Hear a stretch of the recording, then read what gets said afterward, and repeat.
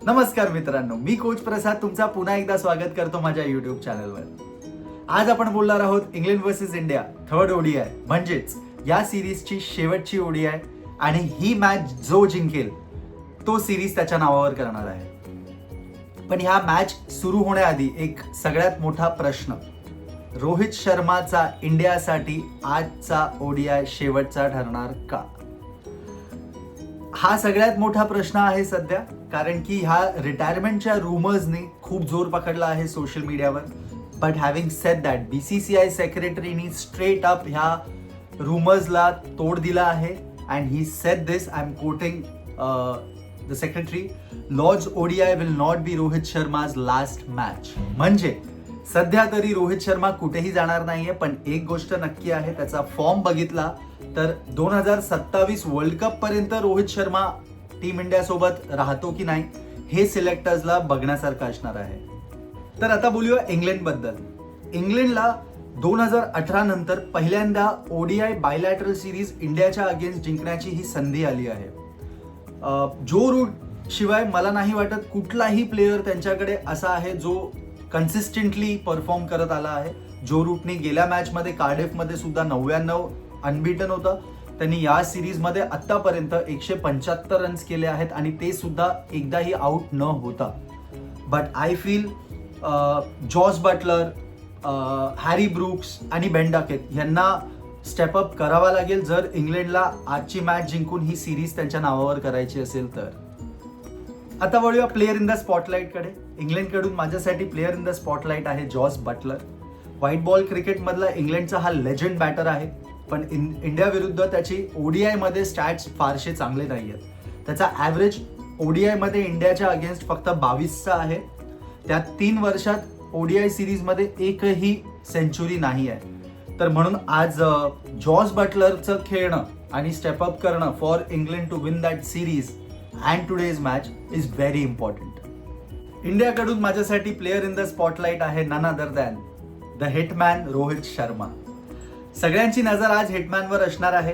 रिटायरमेंटचे rumours, poor form आणि pressure, हे या सर्व क्वेश्चन्सला आज रोहित बॅटनी आन्सर करतो की नाही हे बघण्यासारखं असणार आहे. की सिलेक्टर्सला नवीन ऑप्शन्स बघावे लागतील ॲज फॉर अन ओपनर, कारण की आपल्याला माहिती आहे यशस्वी जयस्वाल ऑलरेडी बेंचवर आहे आणि स्ट्रगल करतोय तो पण त्याची स्पॉट नक्की करायला. तर आज रोहित शर्मा खेळतो की नाही हे बघण्यासारखं असणार आहे. तर वळूया टीम अपडेटकडे. इंग्लंडकडून 2 मोठे न्यूज आहेत. टॉम बँटम आणि डॉसन यांना स्क्वॉडमधून रिलीज केलं आहे, ज्याचा अर्थ हे आहे की जॉश टंगला पुन्हा एकदा आपण प्लेइंग 11 मध्ये बघू शकतो. इंडियासाठी एकच अपडेट आहे, वॉशिंग्टन सुंदर हॅमस्ट्रिंग इंजरीमुळे स्क्वॉडमधून बाहेर गेलाय.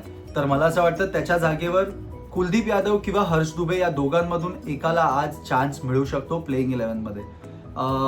याच्याहून मोठा एक चांगली बातमी टीम इंडियासाठी आहे, KL राहुल इज फिट आणि आपल्याला तो आज कदाचित ईशान किशनच्या जागेवर खेळताना आज दिसू शकतो. वळूया पिच रिपोर्ट आणि टॉसकडे. आज मॅच होणार आहे लॉर्ड्सवर. लॉर्ड्सची खासियत ही आहे की जशी मॅच सुरू होते इनिशियली बॉलर्सला थोडीशी मुवमेंट मिळते, बट जशी मॅच प्रोग्रेस होते in the 15th over 16th over बॅटर्ससाठी खूप इझी होतं बॅटिंग करणं.